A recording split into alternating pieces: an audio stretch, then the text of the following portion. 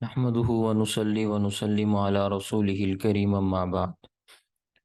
अल्लाहुम्मा सल्लि अला मुहम्मदिन व अला आलि मुहम्मद कमा सल्लैता अला इब्राहीम व अला आलि इब्राहीम इन्नका हमीदुम मजीद। अल्लाहुम्मा बारिक अला मुहम्मदिन व अला आलि मुहम्मद कमा बारकता अला इब्राहीम व अला आलि इब्राहीम इन्नका हमीदुम मजीद। ख़त्म नबूवत के उन्वान पर हमारा कोर्स चल रहा है। तो इसमें मैंने आपके सामने कुरान करीम की आयत भी पेश की, जिन आयत से ये बात साबित होती है कि अल्लाह के नबी सल्लल्लाहु अलैहि वसल्लम पर नबूवत और रिसालत का सिलसिला ख़त्म हो चुका है। और फिर मैंने आपके सामने नबी करीम सल्लल्लाहु अलैहि वसल्लम की उन अहादीस का भी तज़किरा किया जिनमें अल्लाह के नबी सल्लल्लाहु अलैहि वसल्लम ने वाज़ेह तौर पर अपने आखिरी नबी होने का ऐलान फरमाया और कुरान करीम के आखिरी वही होने का ऐलान फरमाया। और अल्लाह के नबी सल्लल्लाहु अलैहि वसल्लम ने वाज़ेह तौर पर यह बात इरशाद फरमाई कि मैं आखिरी नबी हूँ, मेरे बाद अल्लाह ताला अब किसी को भी नबी नहीं बनाएंगे। लेकिन इसके बावजूद भी बाज़ ऐसे अफराद थे कि जिन्होंने अल्लाह के नबी सल्लल्लाहु अलैहि वसल्लम पर ईमान लाने के बाद भी नबूवत का दावा किया। अल्लाह के नबी सल्लल्लाहु अलैहि वसल्लम के ऊपर ज़बानी ईमान तो वो लोग लाए, लेकिन इसके साथ साथ उन्होंने अल्लाह के नबी सल्लल्लाहु अलैहि वसल्लम की तालीमात से अमलन रूगिरदानी की और अल्लाह के नबी सल्लल्लाहु अलैहि वसल्लम की गोया बातों को उन्होंने कबूल नहीं किया। तो उनका ईमान लाना भी उनको किसी एतबार से भी नफ़ा न दे सका, उनको कोई भी फ़ायदा न हुआ उनके ईमान लाने की वजह से। उनमें से बाज़ अफराद ऐसे हैं कि जिनका मैं तज़किरा करना इस कोर्स में ज़रूरी समझता हूँ।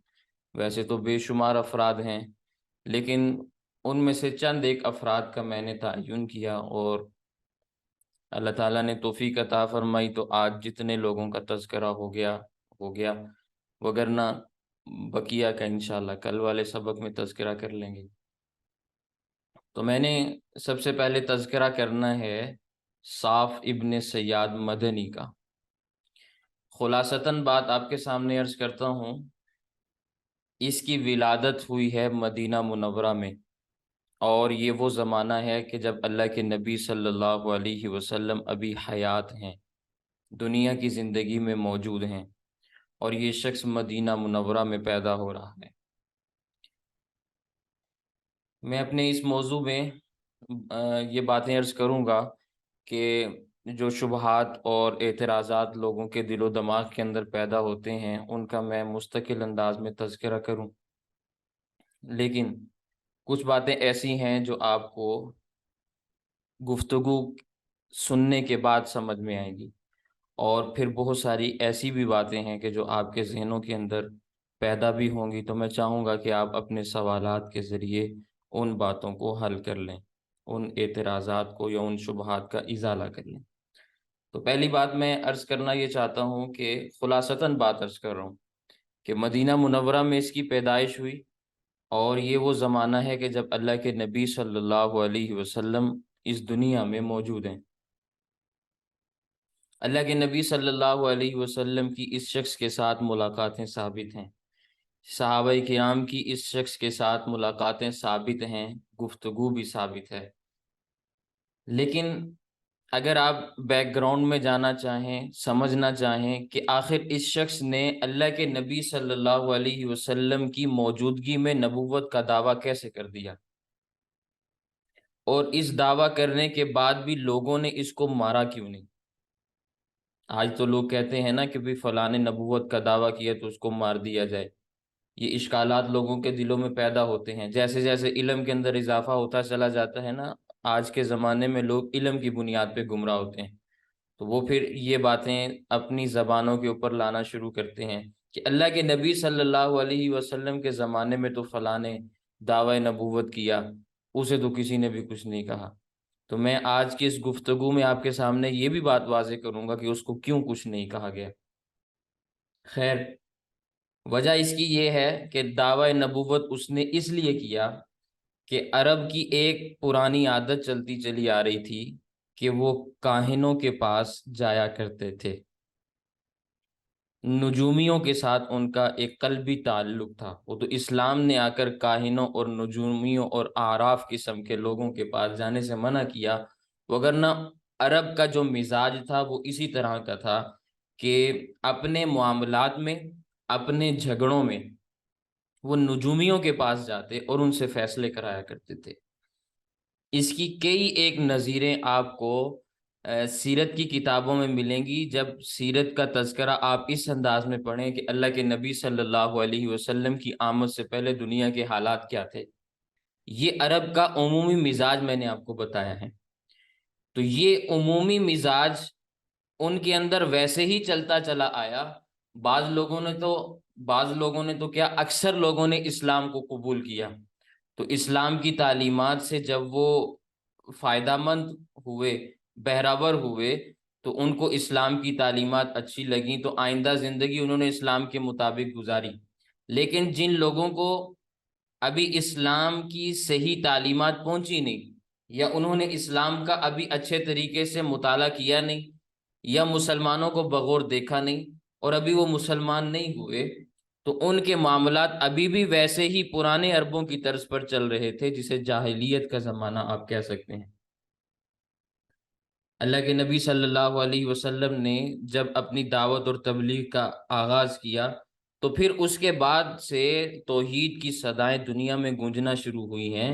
और फिर ये जो काहिनों और नजूमी किस्म के अफराद थे, इनकी दुकानें आहिस्ता आहिस्ता बंद होना शुरू हुई। लेकिन ये इसी किस्म का फर्द था, काहिन था, नजूमी था, और अपनी दुकान को चलाना चाहता था। और असल असल के एतबार से, मजहब के एतबार से अगर बात की जाए, तो ये यहूदी था। साफ इसका नाम था। और इस्लामी हलकों में इब्ने सयाद के नाम से ये मारूफ और मशहूर है। कहानत के अंदर इसको अल्लाह ताला की तरफ से, ये आप कह सकते हैं कि इसको महारत अल्लाह ने अता फरमाई, नबूवत का दावेदार बना। लेकिन किसी भी रिवायत से ये बात साबित नहीं होती कि किसी शख्स ने इसके ऊपर ईमान लाया हो। दावा नबूवत किया है, इसके दलाइल मौजूद हैं। लेकिन मदीना मुनव्वरा में रहते हुए, क्योंकि अल्लाह के नबी सल्लल्लाहु अलैहि वसल्लम हयात हैं, उनकी ज़िंदगी में कोई शख्स ऐसा अमल नहीं कर सकता था कि उस पर ईमान लाता। मुसैलमा के ऊपर लोग ईमान लाए हैं। मैंने मुसैलमा कज़्ज़ाब का तज़किरा इसलिए छोड़ा है कि उसका तज़किरा बहुत तवील है, उसके लिए हमें कम अज़ कम 3 दिन चाहिए, इसलिए मैंने उसका तज़किरा छोड़ दिया। फिर किसी मौके पे इंशाल्लाह आपके सामने उसका तज़किरा आएगा। तो मुसैलमा कज़्ज़ाब के ऊपर लोग ईमान इसलिए लाए कि वो मदीना से दूर थे, अल्लाह के नबी सल्लल्लाहु अलैहि वसल्लम से उनकी मुलाकातें नहीं थी। नाम के मुसलमान आप उनको कह सकते हैं कि जिन्होंने, कोई सहाबी वहां से गुजरे, उन्होंने दावत इस्लाम दी तो लोग इस्लाम कबूल कर गए। तो बाद में जब मुसलमा का डंडा देखा तो दोबारा मुसलमा के ऊपर ईमान ले आए। वो इस किस्म के अफराद थे जो उसके साथ शामिल हो गए। लेकिन मदीना मुनव्वरा में सहाबाई किराम मौजूद हैं, और सहाबाई किराम की औलादें मौजूद हैं। और औलादों में भी अक्सर, यानी अल्लाह के नबी सल्लल्लाहु अलैहि वसल्लम जिंदा हैं, तो सहाबा की औलादें भी सहाबी हैं। तो सहाबा की कसरत की वजह से कोई भी शख्स ऐसा नहीं था कि जो इब्ने सय्याद के ऊपर ईमान लाने वाला हो। अल्लाह के नबी सल्लल्लाहु अलैहि वसल्लम दुनिया से चले भी गए, खुलाफाए राशिदीन के ज़माने में भी कोई शख्स भी इब्ने सय्याद के ऊपर ईमान नहीं लाया, बल्कि खुलाफाए राशिदीन का ज़माना भी गुजर गया। और फिर हज़रत हसनुल मुज्तबा रज़ी अल्लाह तआला अन्हु की खिलाफत आई, वो भी गुजर गई। सैयदना अमीर मुआविया रज़ी अल्लाह तआला अन्हु की खिलाफत का ज़माना आया, वो भी गुजर गया। फिर यजीद के ज़माने में जाकर जब वाक़या हर्रा हुआ, तब जाके ये मरा। उस ज़माने में इसकी वफ़ात हुई और मदीना में मरा। तो इतना लंबा अरसा इसने मदीना में गुजारा, मुसलमानों के दरमियान गुजारा, लेकिन एक भी शख्स इसके ऊपर ईमान नहीं लाया। उसकी वजह सिर्फ और सिर्फ ये है कि ज़माना अल्लाह के नबी सल्लल्लाहु अलैहि वसल्लम का था, ज़माना खुलाफाए राशिदीन का था, सहाबाए किराम का था। किसी शख्स के अंदर ये जुर्रत और हिम्मत नहीं थी कि उसके ऊपर, उसकी नबूवत के ऊपर ईमान ला सके। अब फिर सवाल ये पैदा होता है कि इसने दावा नबूवत किया अल्लाह के नबी सल्लल्लाहु अलैहि वसल्लम के ज़माने में, तो अल्लाह के नबी सल्लल्लाहु अलैहि वसल्लम ने इसको कत्ल करने का हुक्म क्यों नहीं दिया? उसकी कई एक वजूहात हैं। पहली वजह यह है कि जब इसने दावा नबूवत किया, अल्लाह के नबी सल्लल्लाहु अलैहि वसल्लम अभी दुनिया के अंदर हयात हैं, मौजूद हैं, तो ये बच्चा था, बालिग भी नहीं हुआ था। बच्चा था, बालिग भी नहीं हुआ। बालिग न होने की वजह से, नाबालिग होने की वजह से इसको कत्ल नहीं किया गया, मारा नहीं गया, क्योंकि इस्लाम छोटे बच्चों को कत्ल करने का हुक्म नहीं देता। अगरचे वो बच्चे काफिरों के क्यों ना हो, तो ये भी यहूदियों का बच्चा था। अगरचे इसने नबूवत का दावा किया, लेकिन इसको नाबालिग होने की बुनियाद पे कभी भी किसी ने कत्ल नहीं किया। अलबत्ता एक मौका ऐसा आया कि सैयदना उमर रजी अल्लाह ताला अन्हो ने नबी करीम सल्लल्लाहु अलैहि वसल्लम के सामने ये बात अर्ज की। जब इसने दावा नबूवत किया, हज़रत फ़ारूक आज़म रजी अल्लाह ताला को पता चला, तो उनकी गैरत ईमानी में जोश आया, गर्म मिजाज के आदमी थे। तो अल्लाह के नबी सल्लल्लाहु अलैहि वसल्लम से आकर अर्ज करने लगे, अल्लाह के नबी इजाज़त दे मैं इसकी गर्दन उड़ा दूं। इससे पहले अगर आप एक और बात समझें, तो ये हज़रत उमर रजी अल्लाह ताला अन्हु की बात समझना आपके लिए आसान होगी। इसी इब्ने सय्याद के बारे में सहाबाई किराम के दरमियान ये मशहूर हो गया कि ये शख्स दज्जाल है। सहाबाई किराम के दरमियान मारूफ हो गया कि ये इब्ने सय्याद असल में दज्जाल है। जिस दज्जाल ने कुर्बे क़यामत में आना है, ये वही दज्जाल है। अभी बच्चा है, आहिस्ता आहिस्ता बड़ा हो जाएगा, जब क़यामत के करीब आएगा तो बूढ़ा हो जाएगा। ये सहाबाई किराम की राय थी, वो समझ रहे थे कि ये यूं होगा। लेकिन अल्लाह के नबी सल्लल्लाहु अलैहि वसल्लम से ऐसी कोई बात मनकूल नहीं। अल्लाह के नबी सल्लल्लाहु अलैहि वसल्लम ने वजाहत भी फरमाई है, और वो वजाहत आपको इस रिवायत में समझ में आएगी जो सही मुस्लिम के अंदर मौजूद है, जिस रिवायत में हज़रत उमर रजी अल्लाह तआला अन्हु ने अल्लाह के नबी सल्लल्लाहु अलैहि वसल्लम से उसको कत्ल करने की इजाज़त मांगी। यहाँ अगर आप एक और बात समझें, तो वो भी शायद आपको ये हज़रत उमर रजी अल्लाह तआला अन्हु की बात समझने में मुआविनत और मददगार साबित हो। हज़रत अबू सईद खुदरी रजी अल्लाह तआला अन्हु नबी करीम सल्लल्लाहु अलैहि वसल्लम के सहाबी हैं। एक दफ़ा वो चलते चले जा रहे थे, तो इब्ने सय्याद बच्चा था, बच्चों के साथ खेल रहा था। तो चूंकि उसके बारे में मशहूर था कि ये दज्जाल है, तो हज़रत अबू सईद खुदरी रजी अल्लाह तआला अन्हु ने मजाक में उससे कहा, तेरा सत्यानाश हो, क्या तू दज्जाल होना पसंद करता है? सवाल किया उसे कि अल्लाह ताला तेरे साथ बुरा मामला करे, तेरा सत्यानाश हो, क्या तू दज्जाल होना पसंद करता है? तो वो इब्ने सयाद आगे से पता है क्या जवाब देता है? कहता है, अगर वो सारी की सारी कुदरतें और ताकतें जो अल्लाह ने दज्जाल को देनी है वो मुझे दे दे, तो मैं भी दज्जाल होना पसंद करूंगा। ये सही मुस्लिम के अंदर रिवायत मौजूद है। तो इसे मालूम ये होता है कि जो इब्ने सय्याद है, उसके दिली ख्यालात किस किस्म के थे। दज्जाल था नहीं, लेकिन हरकतें इस किस्म की करता था। आगे भी उसका तज़किरा मैं इंशाल्लाह करूंगा कि लोग उसको दज्जाल क्यों कहते थे। खैर, हजरत उमर रजी अल्लाह तआला अन्हु ने जब उसके कत्ल की इजाज़त अल्लाह के नबी सल्लल्लाहु अलैहि वसल्लम से मांगी, तो हुजूर अकरम सल्लल्लाहु अलैहि वसल्लम को तो चूंकि मालूम था कि सहाबाई किराम उसके बारे में क्या राय रखते हैं, लोगों का उसके बारे में जहन क्या है। तो अल्लाह के नबी सल्लल्लाहु अलैहि वसल्लम ने फरमाया, अगर इब्ने सयाद वही दज्जाल है जिसका हम इंतजार कर रहे हैं, दज्जाल मुंतजिर जो कुर्बे क़यामत में आएगा, तो हज़रत उमर रजी अल्लाह तआला अन्हु को नबी करीम सल्लल्लाहु अलैहि वसल्लम ने फरमाया कि तुम उसके ऊपर काबू नहीं पा सकते, क्योंकि वो कुर्बे क़यामत में आएगा, उसने कुर्बे क़यामत के करीब ही कत्ल होना है, और ईसा अलैहिस्सलाम के हाथ कत्ल होना है, फारूक आजम के हाथ पे कत्ल नहीं होना। इसलिए अगर तो ये दज्जाल है तो तेरे हाथ से नहीं मर सकता। दूसरी बात, अगर ये दज्जाल नहीं है, मारूफ हो गया ना, था तो नहीं, अगर ये दज्जाल नहीं है, तो फिर इसको कत्ल करने से तुम्हें क्या फायदा हासिल होगा?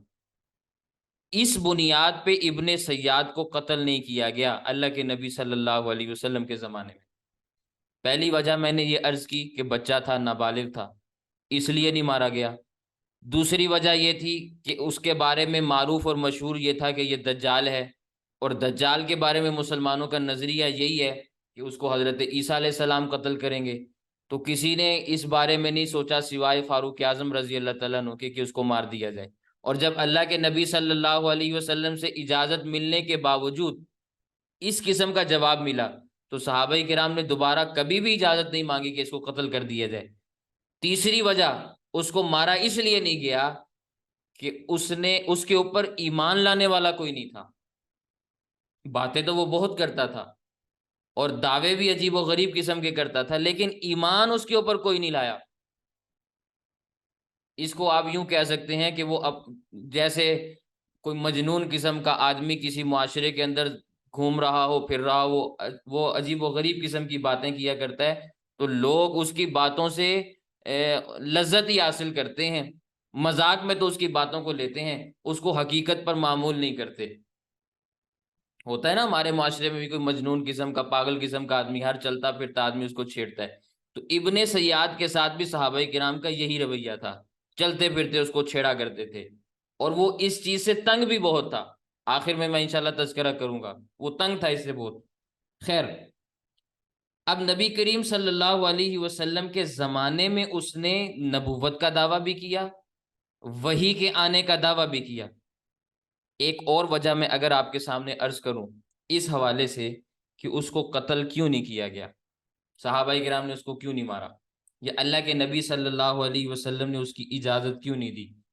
मिशकात में रिवायत मौजूद है, अल्लाह के नबी सल्लल्लाहु अलैहि वसल्लम ने मदीना मुनव्वरा में यहूदियों को सुलह के साथ रहने की इजाज़त इनायत फरमाई थी। यहूदियों के साथ अल्लाह के नबी सल्लल्लाहु अलैहि वसल्लम ने सुलह फरमाई, और सुलह के बाद उनको मदीना मुनव्वरा में रहने की इजाज़त मिली। अब जाहिर है, जो काफिर सुलह करके आपकी सल्तनत की हुदूद में रह रहा हो उसको जिम्मी कहा जाता है। ऐसे काफिरों को जो मुसलमानों की सल्तनत में रह रहे हो, मुसलमानों के साथ मुआहदा करके, वो जिम्मी कहलाते हैं। और जिम्मी जब तक मुसलमानों से न लड़े और जो जिस बुनियाद पर, जिस मुआहदे पर सुलह की गई है उसकी खिलाफ वर्जी न करें, तब तक उनके उनके साथ किसी भी किस्म का मामला नहीं किया जाता, उनको मारा नहीं जाता। उनके जान और माल का इस्लामी सल्तनत तहफ़्फ़ुज़ करती है। ये इस्लामी कवानीन है, इस्लामी शरीयत है। इस पर मैं फिर किसी मौके के ऊपर आपके सामने तफसील से बात अर्ज करूंगा। लेकिन खैर, अब ये बच्चा यहूदियों का था, उन्हीं यहूदियों का था जिन यहूदियों को अल्लाह के नबी सल्लल्लाहु अलैहि वसल्लम ने सुलह के साथ मदीना मुनव्वरा में रहने की इजाज़त दी थी। तो जाहिर है जब लोग उसके फितने में मुब्तला भी नहीं हो रहे थे, और उसका फितना मुसलमानों के अंदर ऐसा भी नहीं था कि मुसलमानों की इज्तिमाइयत को मुतासिर कर रहा हो, तो अल्लाह के नबी सल्लल्लाहु अलैहि वसल्लम ने उसको कत्ल करने का हुक्म भी इरशाद नहीं फरमाया। इसलिए कि एक तो वो मुआहदे के साथ रह रहा है, मुआहदे के साथ रह रहा है, जिम्मी है, यहूदियों का बच्चा है, फिर नाबालिग भी है। इसलिए उसको कत्ल करने का किसी के जहन के अंदर ख्याल पैदा नहीं हुआ सिवाय सैयदना फारूक आजम रजी अल्लाह तआला अन्हु के। और फिर सैयदना फारूक आजम रजी अल्लाह तआला अन्हु की जो बात है वो मैंने आपके सामने अर्ज कर दी। अब रिवायात से हमें ये पता चलता है कि इब्ने सैयाद के साथ इबलीस के ताल्लुकात थे, इबलीस के चेलों के। और जिस तरह नबी, और जो नबी सादिक होता है उसके साथ अल्लाह ताला के बजरिए जिब्राइल अमीन या किसी भी जरिए और वास्ते से, जितने भी नबूवत के वास्ते और वही के जराए होते हैं उनके जरिए अल्लाह ताला नबी को अपने राब्ते में रखते हैं।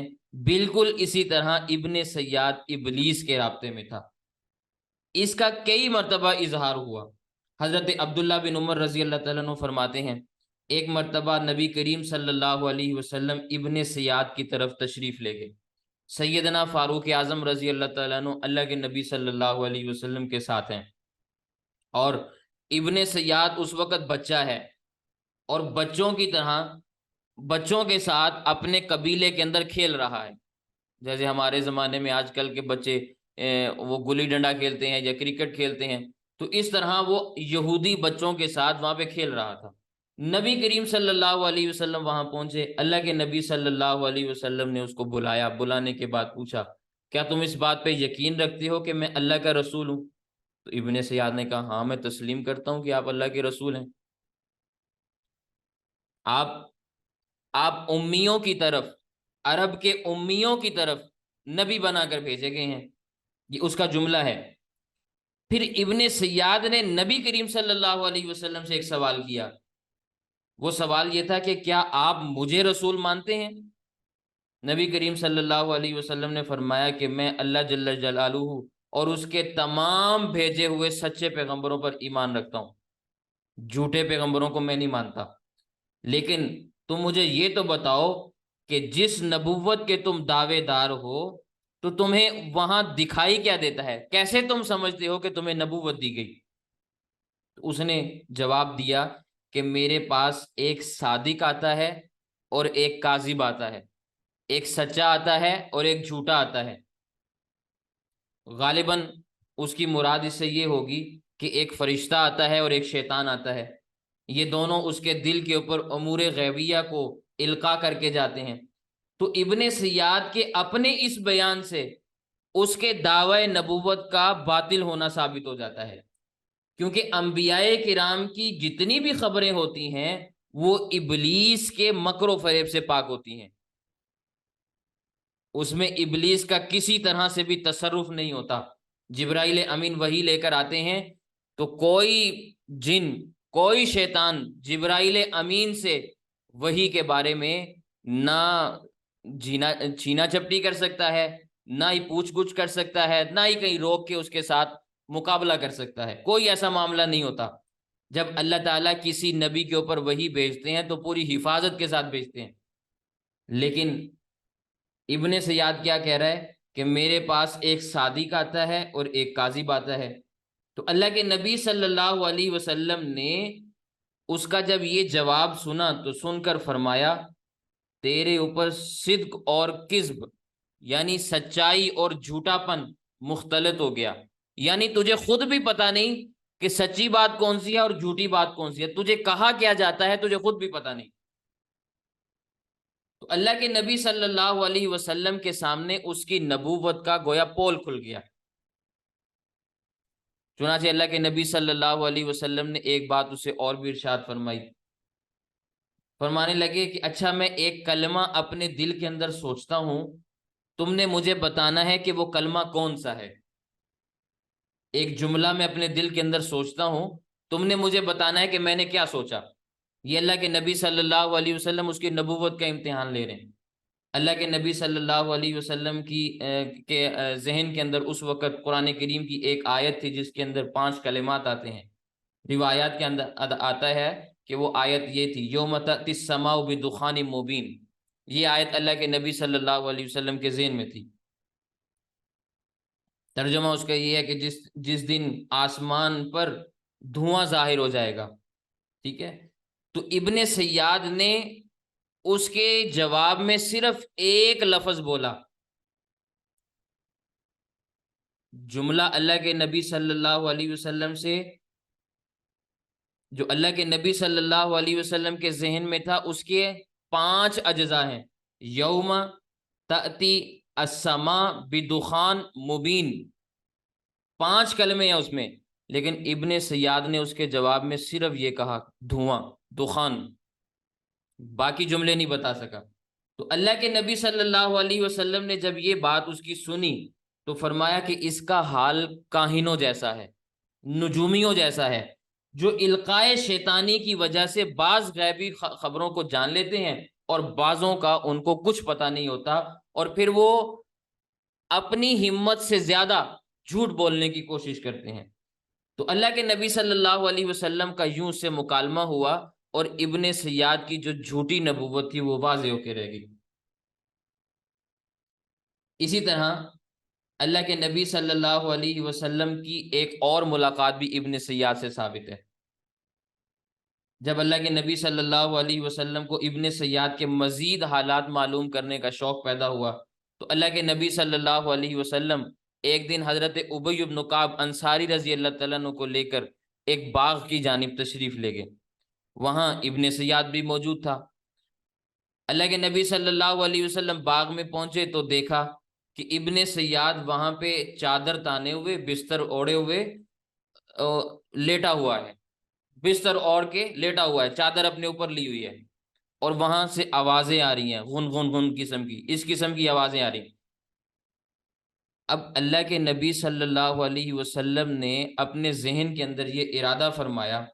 मंशा अल्लाह के नबी सल्लल्लाहु अलैहि वसल्लम का ये था कि मैं थोड़ी देर छुप के देखता हूं कि आखिर इसके साथ मामला कैसा पेश आता है। इसने जो दावा नबूवत किया है, तो किस बुनियाद पे इसके साथ मामलात पेश आते हैं, आखिर इबलीस इसके साथ करता क्या है। ये तो बात वाज़ेह होगी कि अल्लाह की जानिब से वही उस पर नहीं आती, शैतानी असरात, और शैतान उसके ऊपर इल्का करता है। लेकिन अब ये देखना ये था कि शैतान आखिर उसके साथ मामला कैसे करता है। तो ये जानने के लिए अल्लाह के नबी सल्लल्लाहु अलैहि वसल्लम और हज़रत उबय इब्न काब एक दरख्त की ओट में छुप गए। अभी थोड़ी ही देर गुजरी थी कि इब्ने सयाद की माँ ने देख लिया। वो जोर जोर से पुकार उठी कि देखो साफ मोहम्मद सल्लल्लाहु अलैहि वसल्लम आ गए, देखो। उसने शोर मचाया। अब जब उसने उसको आवाज पहुंची और पता चला कि नबी करीम सल्लल्लाहु अलैहि वसल्लम आए, तो जाहिरा वो फिर उठ के बैठ गया और उसने चादर उतार दी। वो जो अल्लाह के नबी सल्लल्लाहु अलैहि वसल्लम उसका मामला जानना चाहते थे, वो फिर मामला नहीं समझ में आ सका। तो ये अल्लाह के नबी सल्लल्लाहु अलैहि वसल्लम की उससे दूसरी मुलाकात है, ये भी साबित है।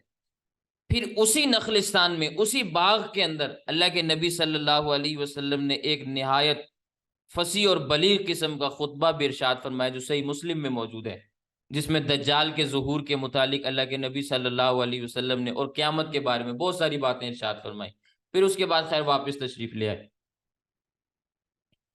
इसके अलावा एक तीसरी मुलाकात भी अल्लाह के नबी सल्लल्लाहु अलैहि वसल्लम की इब्ने सयाद से साबित है।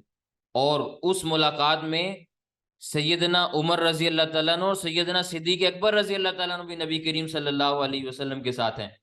अल्लाह के नबी सल्लल्लाहु अलैहि वसल्लम की उससे मुलाकात हुई। पूछा कि क्या तुम मेरी रिसालत का कायल है?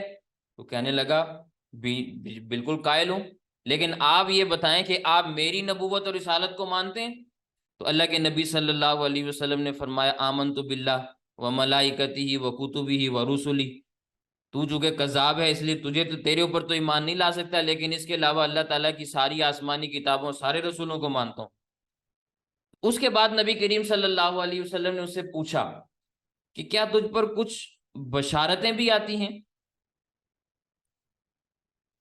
कुछ खुशखबरियां, कुछ बशारतें, कुछ वाकयात, कुछ चीज तुझे नजर भी आती है? तो कहने लगा जी हाँ, मैं देखता हूं कि अर्श, अल्लाह ताला का अर्श पानी के ऊपर खड़ा है।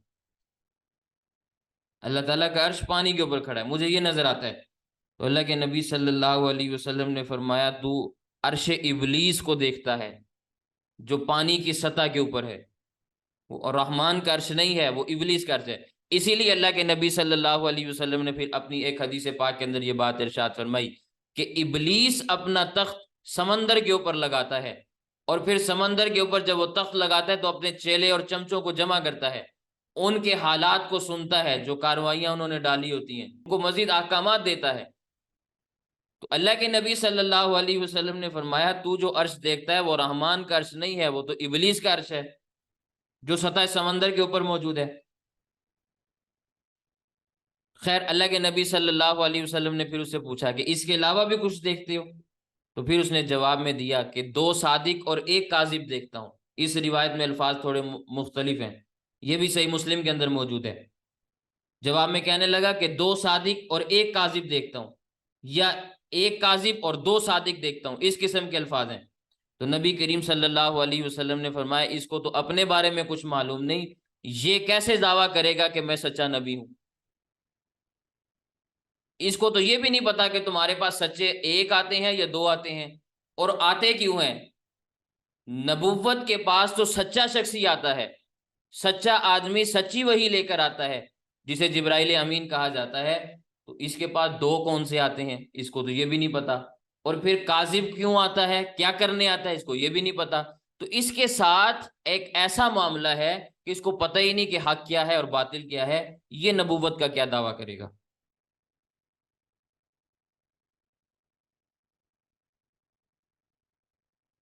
समझ में आई? अब हजरत अबू सईद खुदरी रजी अल्लाह ताला अन्हु की अगर मजीद रिवायात को हम देखें जो मुस्लिम के अंदर मौजूद हैं इब्ने सैयाद के हवाले से, तो उससे हमें ये बात भी पता चलती है कि इब्ने सैयाद नबी करीम सल्लल्लाहु अलैहि वसल्लम की खिदमत में भी आता था, मस्जिद नबवी में खिदमत में आता था, सवाल जवाब भी किया करता था। अल्लाह के नबी सल्लल्लाहु अलैहि वसल्लम उसको जवाब भी देते थे। एक उसका सवाल ये भी था कि जन्नत की मिट्टी का हाल बताएं, तो अल्लाह के नबी सल्लल्लाहु अलैहि वसल्लम ने उसके जवाब में फरमाया था कि जन्नत की मिट्टी सफेदी में मैदे की तरह है। ये रिवायत मौजूद है, सफेदे में मैदे की तरह है कि जिस तरह मैदा वाइट कलर का होता है, सफेद कलर का होता है, इसी तरह जन्नत की जो मट्टी है वो सफेद है। और उसकी जो बू है, जमीन की मट्टी की भी खुशबू होती है ना, तो जन्नत की मट्टी की भी खुशबू है। जन्नत की मट्टी की खुशबू खालिस कस्तूरी की तरह है, कस्तूरी वाली नहीं है, जिस तरह कस्तूरी की खुशबू होती है उसकी तरह है, उससे मुशाबहत रखती है, उससे आला दर्जे की है। खैर, इसके अलावा भी कई एक मौके हैं कि जब वो नबी करीम सल्लल्लाहु अलैहि वसल्लम की खिदमत में आया, और इन्हीं रिवायात से ये भी पता चलता है कि उसने अल्लाह के नबी सल्लल्लाहु अलैहि वसल्लम के हाथ पर आके बैत इस्लाम भी की, मुसलमान भी हुआ। लेकिन फिर भी वो असल अपने उसी दावे के ऊपर कायम रहा बाद में भी, क्योंकि वो ये बात कहता था कि अल्लाह के नबी सल्लल्लाहु अलैहि वसल्लम उम्मियों की जानिब नबी बना के भेजेंगे, जो असल में यहूद का नजरिया था। कहता था कि भाई यहूद उम्मियों की जानिब नबी बना के भेजेंगे, और उम्मीयीन से मुराद अरब के लोग हैं। अल्लाह के नबी सल्लल्लाहु अलैहि वसल्लम की जो नबूवत का दायरा कार है वो उम्मी अफराद हैं, और अरब का माहौल है, ये खित्ता अरब है, इसके बाद इनकी नबूवत खत्म हो जाती है। खैर, उसका ये नजरिया था, और इसी नजरिए के साथ वो अब मदीना मुनव्वरा में फिरा करता था, अपने दहावी वो सहाबाई किराम के सामने पेश भी करता, लोगों से गुफ्तगू भी करता, और लोग उसकी बातों का जवाब भी देते, मजाक भी उड़ाते, सब कुछ उसके साथ चलता था। खैर, लेकिन कोई भी शख्स उसके दावे नबूवत को मानकर उसके ऊपर ईमान नहीं लाया। लेकिन एक बात उसके बारे में बहुत मारूफ हुई कि ये दज्जाल अकबर है, जिसे हजरत ईसा अलैहिस्सलाम कुर्बे क़यामत में कत्ल करेंगे। हकीकत में तो वो दज्जाल नहीं था, लेकिन मारूफ हो गया उसके बारे में। हजरत जाबिर बिन अब्दुल्ला रजी अल्लाह तआला अन्हु की एक रिवायत है जिसमें वो कसम उठा के कहते हैं कि इब्ने सैयाद ही दज्जाल है। वो कसम उठा के फरमाते हैं कि इब्ने सैयाद ही दज्जाल है। अब वहां पे जो हैरत की बात है वो ये कि हजरत जाबिर बिन अब्दुल्ला रजी अल्लाह तआला ने कसम कैसे उठा दी, हालांकि अल्लाह के नबी सल्लल्लाहु अलैहि वसल्लम ने हजरत उमर रजी अल्लाह तआला अन्हु से जो गुफ्तगू फरमाई थी, उसमें तो अल्लाह के नबी सल्लल्लाहु अलैहि वसल्लम के अल्फाज बिल्कुल वाज़ेह हैं कि ए उमर, तुम उसको कत्ल नहीं कर सकते अगर वो दज्जाल है। तो हजरत सैयदना फारूक आजम रजी अल्लाह तआला अन्हु अपने उस कत्ल के इरादे से बाज आ गए, इसलिए कि दज्जाल वो था नहीं, और उसका जो दावा था वो अजीब व गरीब किस्म का था। उसके मामलात जिस किस्म के थे मैंने वो आपके सामने वाजे कर दिए, सहाबाई किराम को भी पता चल गया, हजरत उमर रजी अल्लाह तआला अन्हु की खुद उससे मुलाकात साबित होगी। खैर, मैं जो बात अर्ज करने लगा था वो ये कि इब्ने सैयाद के बारे में दज्जाल अकबर का नजरिया इतना मारूफ हुआ, इतना मारूफ हुआ कि ये उस नजरिए से खुद बहुत तंग आ गया। जब लोग इससे मिलते तो इससे मिलने के बाद इसको यही कहते थे कि तू दज्जाल है, यही उसको कहते थे। तो वो आगे से पता क्या कहता था, वो तंग था, कहने लगा, हजरत अबू सईद खुदरी रजी अल्लाह तआला अन्हु की रिवायत है, ये भी मुस्लिम के अंदर मौजूद है, और हजरत अबू सईद खुदरी रजी अल्लाह तआला अन्हु मदीना मुनव्वरा से मक्का मुअज्जमा की जानिब जा रहे हैं। इब्ने सैयाद भी रफीक सफर है, यानी ये भी साथ सफर कर रहा था। अचानक रास्ते में मुलाकात होगी, कोई दोनों इकट्ठे वो तरतीब के साथ सफर पे नहीं निकले थे, अचानक रास्ते में मुलाकात हुई। तो हजरत अबू सईद खुदरी रजी अल्लाह तआला अन्हु ने इब्ने सैयाद को कहा कि लोग तुझे कहते हैं कि तू दज्जाल है, तेरा अपने बारे में क्या नजरिया है? तो इब्ने सैयाद ने पता है आगे से क्या कहा? कहने लगा, अगर मैं दज्जाल हूं, अगर मैं दज्जाल हूं तो मैंने लोगों की इस गुफ्तगू की वजह से बड़ा दुख उठाया है। हालांकि दज्जाल लोगों की वजह से दुख नहीं उठाएगा। मैंने लोगों के बड़े दुख सहे हैं कि वो मुझे दज्जाल कहते हैं। एक और बात भी ज़हन में आई, वो भी अर्ज कर दूं। इब्ने सैयाद की हालत भी इस किस्म की थी। सहाबाई किराम को कोई ऐसे ही शुबा नहीं पैदा हो गया उसके बारे में कि ऐसे ही किसी शख्स के बारे में कह दिया कि ये दज्जाल है। दज्जाल के बारे में जो अलामात अल्लाह के नबी सल्लल्लाहु अलैहि वसल्लम ने बयान फरमाई, ये इब्ने सैयाद उससे मुशाबहत रखता था। इसकी एक आंख नहीं थी और एक आंख उभरी हुई थी। जिस तरह दज्जाल की एक आंख उभरी हुई होगी, बिल्कुल उसी तरह से ये मुशाबहत रखता था। इसी वजह से सहाबाई किराम को यह शुबा पैदा हुआ कि शायद यही दज्जाल अकबर है। खैर, हजरत अबू सईद खुदरी रजी अल्लाह तआला अन्हु से जब उसकी मुलाकात हुई तो उन्होंने पूछा कि लोग तेरे बारे में कहते हैं कि तू दज्जाल है, तेरा अपने बारे में क्या नजरिया है?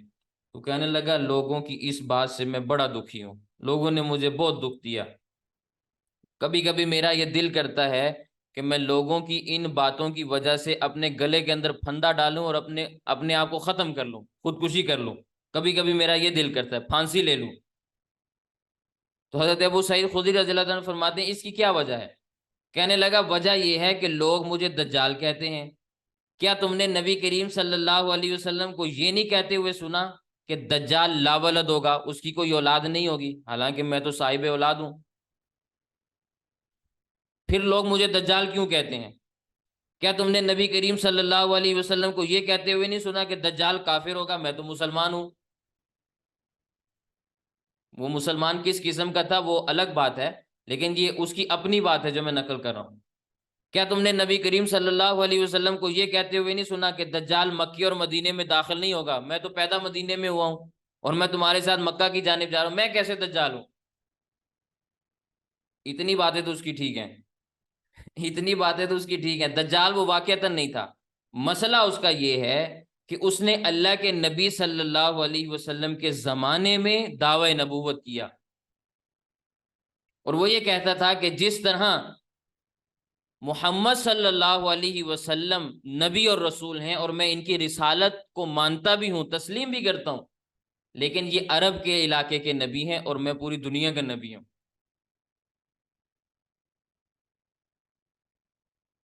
समझ में आई मेरी बात? नजरिया उसका इस किस्म का था। तो इसी नजरिए के साथ वो मदीना मुनव्वरा में रहता रहा और इसी नजरिए के साथ उसकी मदीना के अंदर ही हलाकत होगी। जब यजीद की फौजों ने मदीना मुनव्वरा के ऊपर हमला किया, मक्का मुकरमा के ऊपर, मदीना मुनव्वरा के अंदर वाक़या हर्रा जो बहुत मशहूर है, उसी वाक़या हर्रा के अंदर ये भी मारा गया।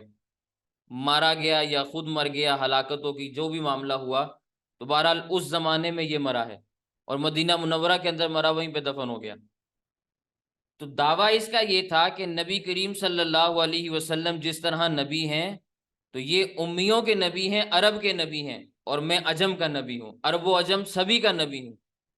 लेकिन मामला इसका ये था, खुद अल्लाह के नबी सल्लल्लाहु अलैहि वसल्लम ने जो इससे मुलाकातें की और जो बात मैंने आपके सामने अर्ज की, आपको भी बात समझ में आ गई होगी कि दावा इसका किस किस्म का था और उस दावे के ऊपर इसके पास दलाइल कौन से थे। तो ये बिल्कुल इस किस्म का आदमी था जिसको आप मजनून कह सकें, पागल कह सकें। इसीलिए सहाबाई किराम ने ना इसको कत्ल किया, इसीलिए सहाबाई किराम में से कोई भी इसके ऊपर ईमान नहीं लाया और इसका फितना भी ज्यादा ना फैल सका। दावे करता रहा, जिंदगी गुजारता रहा और ऐसे ही दुनिया से चला गया। ये पहला वो शख्स है जिसने अल्लाह के नबी सल्लल्लाहु अलैहि वसल्लम की हयात में, जिंदगी में नबूवत का दावा किया। मुसलमान भी हुआ, इसके दलाइल भी मौजूद हैं, लेकिन मुसलमान कहलवाने के बावजूद नबी करीम सल्लल्लाहु अलैहि वसल्लम के बाद नबूवत के दावे का इर्तिकाब किया और काफिरों के अंदर शामिल हुआ और इसी हालत में दुनिया से चला गया। ये पहला वो शख्स है। इसलिए मैंने सबसे पहले इसी का तज़किरा किया, साफ इब्ने सैयाद मदनी। इसको इसलिए कहा जाता है कि मदीना मुनव्वरा का रहने वाला था। समझ गए? तो ये पहला दावेदार है इस उम्मत में नबुव्वत का। फिर उसके बाद मुसैलमा कज़्ज़ाब भी आया, असवद अंसी भी आया, और फिर सज्जाह नामी औरत भी आई। तो मैं असवद अंसी का मामला भी स्किप करता हूँ कि बहुत तफसील तलब उसके हालात हैं। इसी तरह मुसैलमा कज़्ज़ाब का मामला भी अल्लाह ताला ने तौफीक अता फरमाई तो फिर किसी मौके पर इंशाल्लाह आपके सामने अर्ज करूँगा। चूँकि ये सज्जाह औरत है तो मैं इसी हवाले से इसका तज़किरा आपके सामने कर देता हूँ।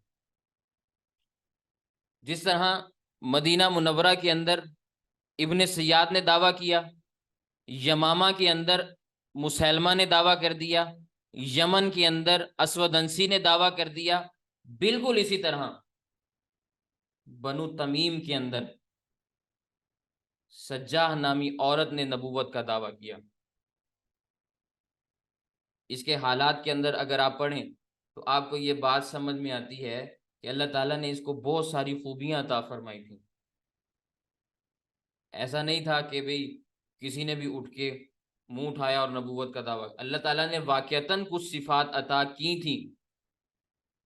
खूबसूरती भी अल्लाह ताला ने दी, और अल्लाह ताला ने कलम की ताकत से भी नवाजा, जबान की ताकत भी अल्लाह ने दी।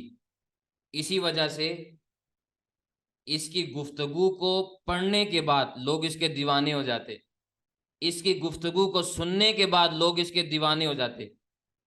फसाहत भी अल्लाह ने दी, बलागत भी अल्लाह ने दी, हौसला भी बढ़ा दिया, खूबसूरती भी अता फरमाई। असल में इसका ताल्लुक था जजीरा के साथ। अल जजीरा, ये इराक की तरफ जो अरब का इलाका बनता है इसको जजीरा कहा जाता है। समझ में आई मेरी बात? आज भी इसको अल जजीरा ही कहते हैं, सरजमीन इराक। तो वहां की ये रहने वाली थी, मजहब के एतबार से ईसाई थी, मजहब के एतबार से ईसाई थी। अल्लाह के नबी सल्लल्लाहु अलैहि वसल्लम पर ईमान भी लाई है, मुसलमान भी हुई है, 2 दफ़ा ईमान लाई है, एक आखिरी ज़िंदगी में, उसके बाद फिर हमेशा हमेशा के लिए मुसलमान रही है। बिल्कुल आखिरी ज़माना था इसका, लेकिन शुरू के अंदर जब इसने दावा नबूवत किया तो पहले मुसलमान हुई है, उसके बाद नबूवत का दावा किया है।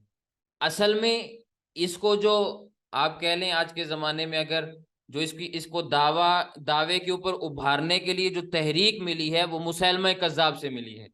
मोटिवेशन इसको किया है मुसैलमा कज़्ज़ाब ने दावे नबूवत के लिए। जब इसने ये देखा कि मुसैलमा बूढ़ा हो चुका है और बूढ़ी उम्र में उसने, बुढ़ापे के अंदर उसने इतने इलाके भी फतह कर लिए, इतनी बड़ी फौज भी बना ली, और इतना मालो दौलत भी उसने इकट्ठा कर लिया, शोहरत भी उसको मिल गई, उसका तो पूरा एक निज़ाम चल पड़ा। तो मैं तो अभी जवान हूँ, अल्लाह ने मुझे सलाहियतें भी दी हैं, वो बूढ़ा होकर इतना काम कर सकता है तो मैं जवानी में क्यों नहीं कर सकती? तो इसने भी अपनी सलाहियतों से फ़ायदा उठाने के लिए, जिस तरह मुसलमान ने दावा नबूवत किया, तो इसने भी माल कमाने के लिए, इज्जत हासिल करने के लिए, शोहरत के लिए नबूवत का दावा किया। और इसने दावा नबूवत तब किया जब इसको पता चल गया कि नबी करीम सल्लल्लाहु अलैहि वसल्लम मदीना मुनव्वरा में वफात पा चुके हैं। इससे पहले ये मुसलमान हो चुकी है, इस्लाम का ऐलान भी कर चुकी है। दावा नबूवत तब किया जब अल्लाह के नबी सल्लल्लाहु अलैहि वसल्लम की वफात की खबर सुनी। अब जब इसने दावा नबूवत किया तो बनु तगलब के जितने भी लोग थे उन्होंने इसकी नबूवत को तस्लीम कर लिया। फिर इधर उधर के जो हुक्मरान थे, छोटे छोटे सरदार, एक औरत हो, हसीन और जमील हो, फसी और बलीग हो, और वो किसी को अपनी जानिब बुलाए तो मर्द कैसे उसकी जानिब माइल नहीं होगा। तो छोटे छोटे ईसाइयों के जो सरदार थे कबीलों के, उनको इसने दावत दी, अपने मजहब के ऊपर उभारा। तो वो सारे के सारे जो ईसाई थे छोटे मोटे, वो सारे के सारे इसके ऊपर ईमान ले आए। इसकी एक तादाद बन गई, छोटी मोटी इसकी फौज तैयार हो गई। फिर आहिस्ता आहिस्ता इसने खुतूत लिखने शुरू किए। जिस तरह अल्लाह के नबी सल्लल्लाहु अलैहि वसल्लम ने शाहान के नाम खुतूत लिखे, बादशाहों के नाम, वही तर्ज इसने अपनाया। फसाहत और बलागत अल्लाह ताला ने दी थी। तहरीर को पढ़ने के बाद बहुत सारे अफराद और सरदार ऐसे थे कि वो इसकी नबूवत के ऊपर फिदा हो गए। अपने अपने कबीलों को छोड़कर सरदार, कबीलों के सरदार और बाज ऐसे सरदार जो कबीलों के हमरा इसके पास आ गए और उन्होंने इसकी नबूवत को तस्लीम कर लिया।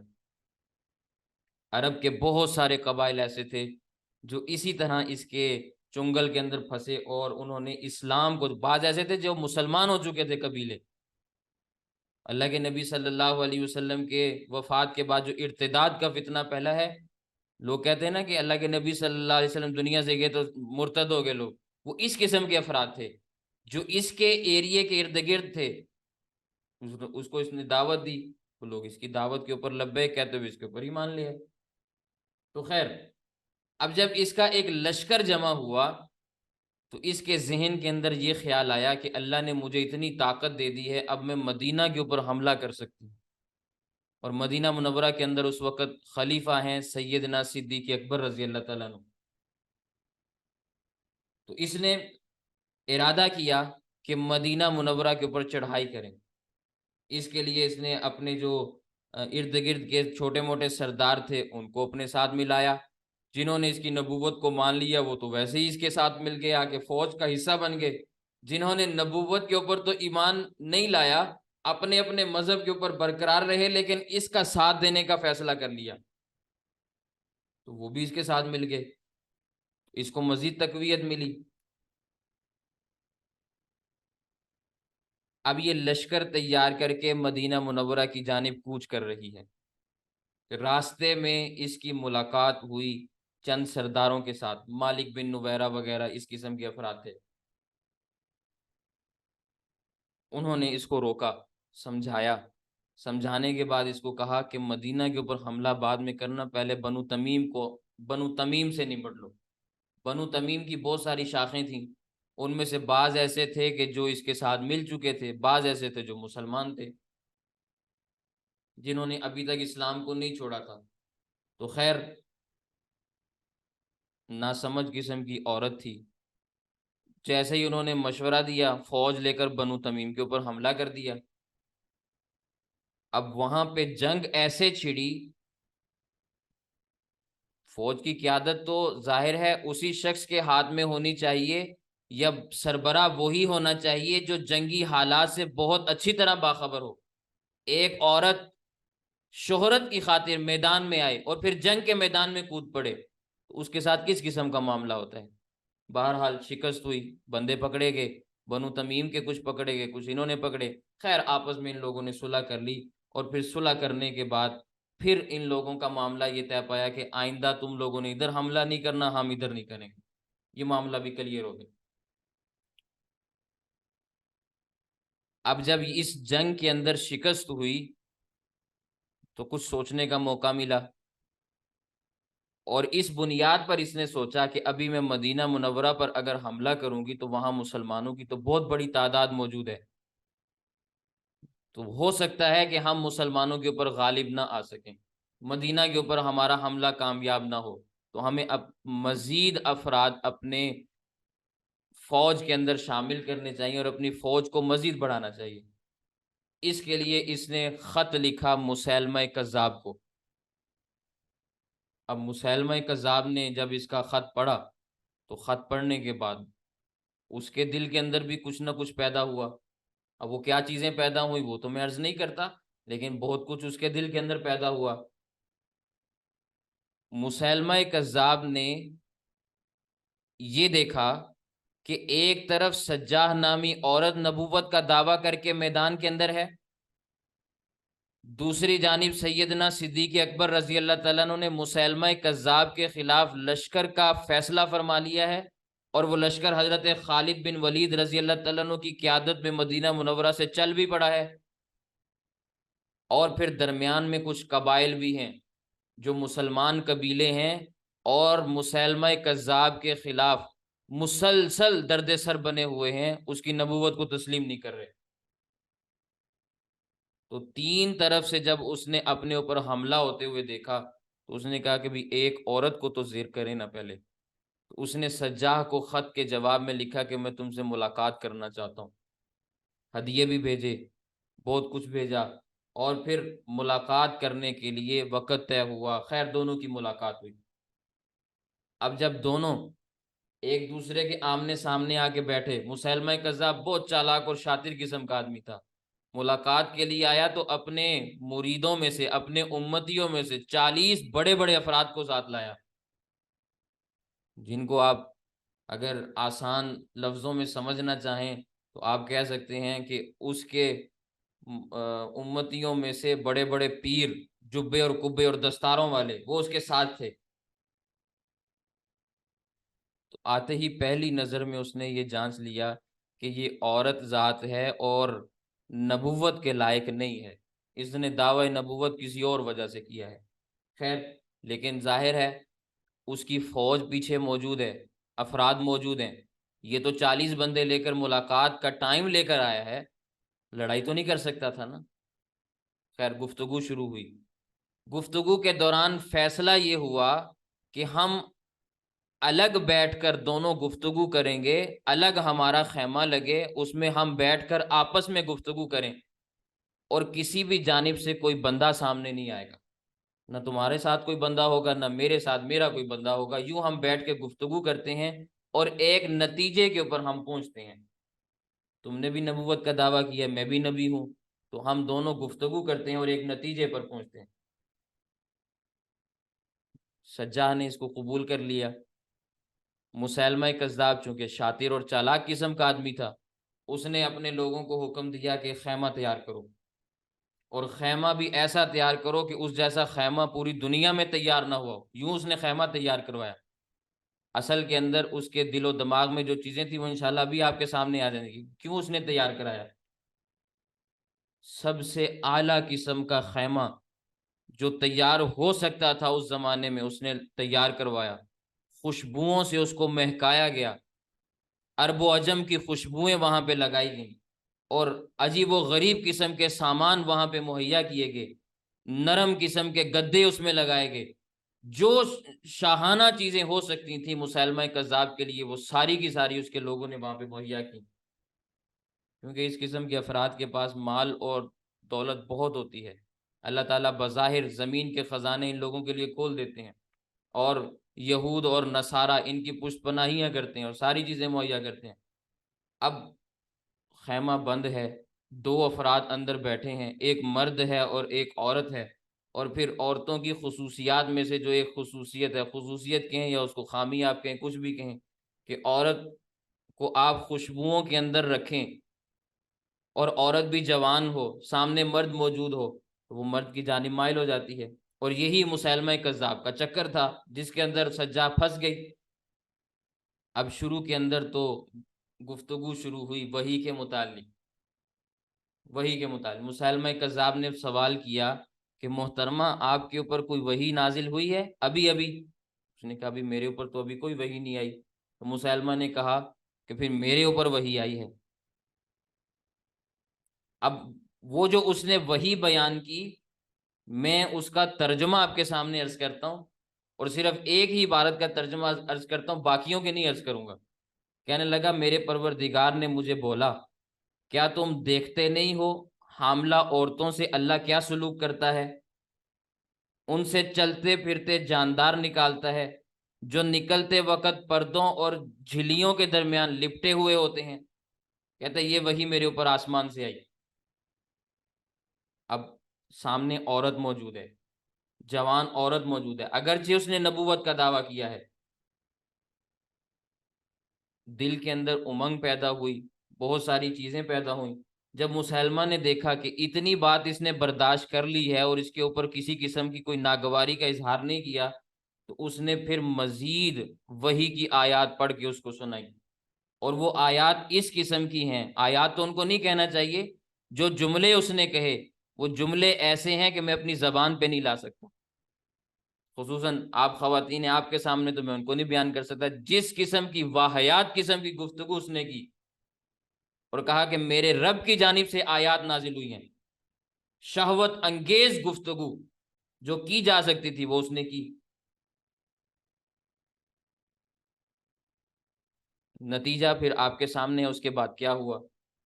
उससे भी ज्यादा फोहश किस्म की गुफ्तगू जो किताबों के अंदर अल्फाज मौजूद हैं उसकी, वही के लिखे हुए हैं सारे के सारे। जो उसने वहां पे बयान किए। तो इतनी सारी फोहश किस्म की गुफ्तगू करने के बाद जो शर्मो हया की जितनी भी आंखें थी वो सारी की सारी बंद हो गई। जो दिल के होशो हवास थे वो सारे के सारे बिखर गए। अब वहां पे क्या हुआ, मुसैलमा ने अब वो उसने सज्जाह ने अपनी जबान से मुसैलमा को कहा कि तुम जैसे मेरे साथ रवैया करना चाहते हो वैसे कर लो। 3 दिन तक वो दोनों खेमे के अंदर रहे, 3 दिन तक, आप अंदाजा लगाएं। 3 दिन तक खेमे के अंदर रहे, और जो वो अपनी आरजुएं पूरी करना चाहते थे वो आरजुएं पूरी हुई। नतीजतन सज्जाह अपनी नबूवत को मुसैलमा के कदमों के अंदर गिराकर 3 दिन के बाद वापस निकली। अब जब वापस वहां से निकली, आप अंदाजा लगाएं कि उस 3 दिन के अंदर क्या हुआ होगा। अब बाहर फौजी खड़े हैं, सरदार खड़े हैं, लश्कर वाले खड़े हैं। अब जब सज्जाह खेमे से बाहर निकली, लटका हुआ मुंह है, 3 दिन के बाद औरत कैसे बाहर निकलेगी। तो जब अपने लश्कर के अंदर वापस आई तो लोगों ने पूछा, सरदारों ने पूछा कि आखिर आपका क्या मामला तय हुआ। लोग तो ये समझ रहे थे कि वो भी नबी है ये भी नबी है, दोनों के ऊपर वही आती होंगी, आसमान से फैसला करना मुश्किल हो रहा होगा, इसलिए 3 दिन गुजर गए। बेचारे सादा किस्म के लोग थे, उनको क्या पता अंदर क्या हो रहा। सज्जाह ने एक ही जवाब दिया, कहने लगी तुम्हारी मुरसिला को, मुरसिल की मोनस है मुरसिला, समझ गए, रसूल की मोनस, तुम्हारी मुरसिला को एक मुरसल की जरूरत थी, तो वो अल्लाह ताला ने मुरसल अता कर दिया। तो नतीजतन मैं मुरसल के साथ निकाह करके वापस लौटी हूँ। लोगों ने बड़ी हैरत के आलम में फिर सवाल किया कि अच्छा चलो आपने निकाह तो कर लिया, अब आप ये बताएं कि आपने महर क्या मुकर्रर किया। अब सज्जा की निगाहें झुकी हुई हैं, चेहरा नादिम है, जमीन की तरफ देख रही है, इंतहाई सादगी के आलम में कहने लगी कि ये बात तो मैं मुसलमा से पूछ ही ना सकी, मुझे भूल गई, ये बात तो मैंने उसे पूछी ही नहीं। अब खैर उसके सरदारों ने उसको मजबूर किया कि जब तुमने ये ड्रामा कर ही लिया है तो जाकर अपने महर की कीमत पूछ के आओ, वापस भेजा उसको। अब वो वापस लौटी, उधर मुसैलमा कज़्ज़ाब डर के मारे किले के अंदर बंद हो गया। उसको भी ये खौफ लाहक हुआ कि मैंने जो ड्रामा रचाया और जो गेम खेली, उसके बाद मुमकिन है सज्जाह के आदमी मुझे कत्ल ना कर दें कि भी तुमने हमारी औरत के साथ क्या किया। तो वो भी किले के अंदर बंद हो गया। ये किले के दरवाजे तक आई, अंदर किसी ने जाने नहीं दिया। तो अंदर पैगाम भेजा, मुसैलमा कज़्ज़ाब मिलने के लिए नीचे नहीं आया, ऊपर छत पे आया। छत पे आके कहने लगा बताओ क्या सवाल है, क्यों आई। तो उसने कहा कि भाई मैं इसलिए आई हूं कि अपने महर का फैसला कर सकूं, क्योंकि कोई भी औरत बगैर महर के अपने आप को किसी भी मर्द के सुपुर्द नहीं करती, तो तुम मेरे महर का ऐलान करो। तो मुसैलमा ने सवाल किया कि तुम्हारे साथ कोई बंदा भी आया है। तो उसने कहा जी हाँ, मेरे साथ मेरा मुनादी आया, मुअज्जिन आया है, मुअज्जिन कहा जाता था उसको, शीस बिन रबी, वो मेरे साथ आया है। तो मुसैलमा ने कहा कि तुम जाकर ऐलान करा दो कि मोहम्मद सल्लल्लाहु अलैहि वसल्लम के ऊपर अल्लाह ताला की जानिब से 5 नमाजें फ़र्ज हुई थी, अल्लाह ताला ने उनमें से इशा और सुबह की नमाज मोमिनों को सज्जा के महर के अंदर माफ़ कर दिए, कि ये महर मुकर्रर हुआ। वो वापस चली गई, जाकर ऐलान किया। अब उसकी हालत का अंदाज़ा लगाएं। उसके साथ उसके अफराद मौजूद हैं, जो उसके फौज का सिपा सालार है अता इब्ने हाजिब, वो उसके साथ साथ चल रहा है। उसका मुअज्जिन शीस बिन रबी खामोशी के साथ सर झुकाए हुए उसके साथ साथ चल रहा है। और जुमला उसने पता क्या कहा, कहने लगा अमसित नबी जेना उनसा, कि हमारी पैगंबरा औरत है, हमारा पैगंबर औरत है जिसे हम अपने साथ लेके घूमते फिर रहे हैं। हालांकि और लोगों के पैगंबर मर्द होते हैं। यानी अब लोगों को शर्मसारी फील हुई कि हमने औरत को नबी बनाया और उस औरत ने हमारे सर शर्म से झुका दिए। जिन आमाल की वजह से सर झुकते हैं आप सभी को मालूम है। खैर, मुसलमा से सुलह तो हो गई। अगले दिन शराइत की गुफ्तगू हुई, सुलह की शराइत क्या तय हो उस पर गुफ्तगू हुई। तो मुसलमा कज़्ज़ाब ने कहा कि असल में कुरैश ने हमारे साथ वादा खिलाफी की है। कुरैश से मुराद है मुसलमान, सैयदना सिद्दीक़ अकबर रज़ी अल्लाह तआला अन्हु की खिलाफत वो मुराद है। चूंकि उन्होंने हमारे साथ वादा खिलाफी की है, मेरी नबूवत के ऊपर वो लोग ईमान नहीं लाए, इसलिए अरब के ऊपर आधी हुकूमत मेरी आधी हुकूमत तुम्हारी होगी। ये सज्जाह के साथ उसने मामला तय किया और उसको महसूल भी अदा किया, रकम भी दी, हीरे जवाहिरात सब कुछ दिया। आधा दिया और आधे के बारे में ये तय हुआ कि आधा कुछ अरसे के बाद आपको दिया जाएगा। खैर, जितना माल लेना था उन्होंने लिया, कुछ बंदे वहां पे छोड़े यमामा के अंदर, और फिर वो वापस अपने कबीले के अंदर चली गई इराक में। वापस जा रही थी कि रास्ते में हजरत खालिद बिन वलीद रजी अल्लाह तआला अन्हु मुसलमानों का लश्कर लेकर यमामा की तरफ आ रहे हैं मुसलमा के खिलाफ जिहाद के लिए। रास्ते में मुलाकात होगी। अब मुलाकात हुई, इस्लामी लश्कर को देखा तो सज्जा का सारा लश्कर भाग गया। खुद बेचारी अकेली भागी और जाके इराक के अंदर पना ली। यूं मामला हुआ, लश्कर सारे का सारा भाग गया। हजरत खालिद बिन वलीद रजी अल्लाह तआला अन्हु इस्लामी लश्कर लेकर यमामा में पहुंचे। मुसलमा के खिलाफ जिहाद हुआ, मुसलमा कत्ल हुआ। और जिन लोगों को सज्जाह ने वहां पे छोड़ा हुआ था माल लेने के लिए, वो भी बेचारे सारे के सारे भाग गए। तो ये नबुव्वत की मुद्दईया है सज्जाह बिनते हारिस, जिसके मैंने कुछ हालात आपके सामने बयान किए तफसील के साथ। तो जाहिर है वक्त बहुत ज्यादा हो गया। तो अब सज्जा के बहुत सारे उम्मती तो उसको पहले ही छोड़ चुके थे जब उसके निकाह का मामला पेश आया। उसने जिस अंदाज में मुसलमा के साथ वक्त गुजारा, उसके बाद जाहिर है जो समझदार किस्म के उम्मती थे, जो लोग थे, उन्होंने समझा कि भाई ये किस किस्म की औरत है। इस किस्म के लोग तो नबूवत के लायक नहीं हुआ करते ना। तो वो सारे लोग तो बद एतकाद होकर वैसे ही उसको छोड़ गए। जो बची कुची उसकी ताकत थी वो हजरत खालिद बिन वलीद रजी अल्लाह तआला अन्हु का लश्कर देकर भागी।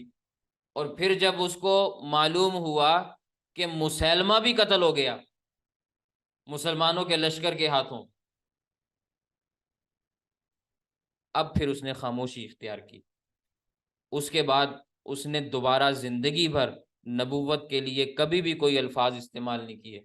ना अल्लाह के नबी सल्लल्लाहु अलैहि वसल्लम की शान में कभी गुस्ताखी की, और ना ही वो जो दावा था नबूवत वाला उसको दोहराया। बल्कि हजरत सैयदना अमीर मुआविया रजी अल्लाह तआला अन्हु के ज़माने में ये बसरा के अंदर कहत पड़ा, बहुत ज़बरदस्त किस्म का कहत आया। तो सैयदना अमीर मुआविया रजी अल्लाह तआला अन्हु ने बसरा के लोगों को मुंतकिल किया दूसरे इलाकों की तरफ। तो ये सज्जाह भी उसमें शामिल थी, खामोशी के साथ ज़िंदगी गुजार रही थी। और मालूम नहीं था लोगों को कि ये वही औरत है जिसने नबूवत का दावा किया था। तो ये उन्हीं लोगों के साथ जो हिजरत करने वाले थे उनके साथ हिजरत करके दूसरे इलाके में चली गई।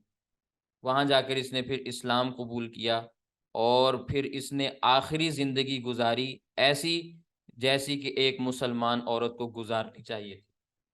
मुकम्मल दीनदारी और परहेजगारी के साथ बिल्कुल आखिरी उम्र थी। अल्लाह ताला ने ईमान की तौफीक अता फरमाई, मुसलमान हो गई, आखिरी ज़िंदगी गुजारी। बसरा के अंदर इसकी वफ़ात हुई। हज़रत समरा बिन जुंदुब रज़ी अल्लाह ताला अन्हु नबी करीम सल्लल्लाहु अलैहि वसल्लम के सहाबी हैं, उस ज़माने में हाकिम बसरा थे। उन्होंने इसका जनाजा पढ़ाया। यूं आज के सबक में सिर्फ दो अफराद का ही तज़किरा आपके सामने हो चुका। होना तो ये चाहिए था कि मज़ीद अफराद का तज़किरा भी होता। तो इंशाअल्लाह कल के सबक में मैं कुछ मज़ीद अफराद का तज़किरा आपके सामने करना चाहूँगा। ये वो अफराद थे जिन्होंने नबी करीम सल्लल्लाहु अलैहि वसल्लम के ज़माने में और नबी करीम सल्लल्लाहु अलैहि वसल्लम के ज़माने के बिल्कुल बाद खुलफा के ज़माने में नबूवत का दावा किया। इंशाअल्लाह इरादा है कि कल सैयद मोहम्मद जौनपुरी के हवाले से कुछ बातें आपके सामने अर्ज करूं। फिर इसके बाद मिर्ज़ा ग़ुलाम अहमद कादियानी है। फिर उसके बाद उसके बहुत सारे शुबहात और एतराज़ात जो मुसलमानों पर वो लोग करते हैं, उनके जवाबात हैं। फिर इंशाअल्लाह तहरीक ख़त्म नबूवत के हवाले से कुछ बातें हैं वो आपके सामने अर्ज करूँगा। यूँ हमारे 10 दिन पूरे हो जाएंगे।